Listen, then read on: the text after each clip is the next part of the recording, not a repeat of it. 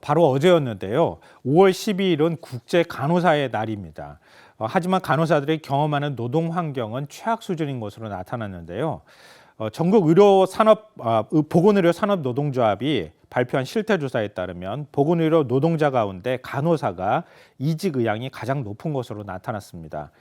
지난해 미국 간호사 면허 시험에 응시한 한국인 간호사 수는 2021년 대비 약 6배 이상 증가했는데요.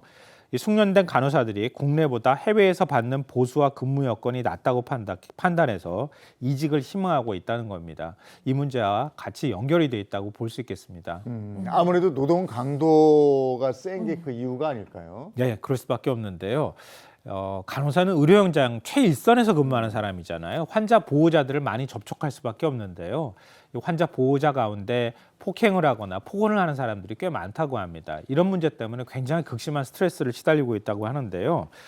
최근 1년 동안 폭언을 경험한 적이 있는 간호사 비율이 이번 보건의료 노조 조사를 볼 때 62%가 넘는 것으로 나타났습니다. 그만큼 굉장히 힘든 직업이라고 볼 수 있는 건데요. 네. 또 간호사의 65% 이상이 일주일에 1회 이상 식사를 거른 경험이 있다고 답을 하기도 했다고 합니다.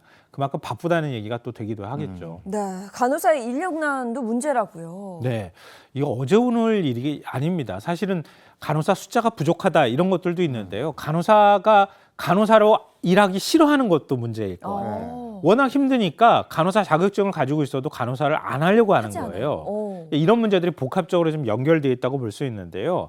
의료법 시행 규칙을 보면 간호사 2명이 입원 환자 5명을 간호하게 돼 있거든요.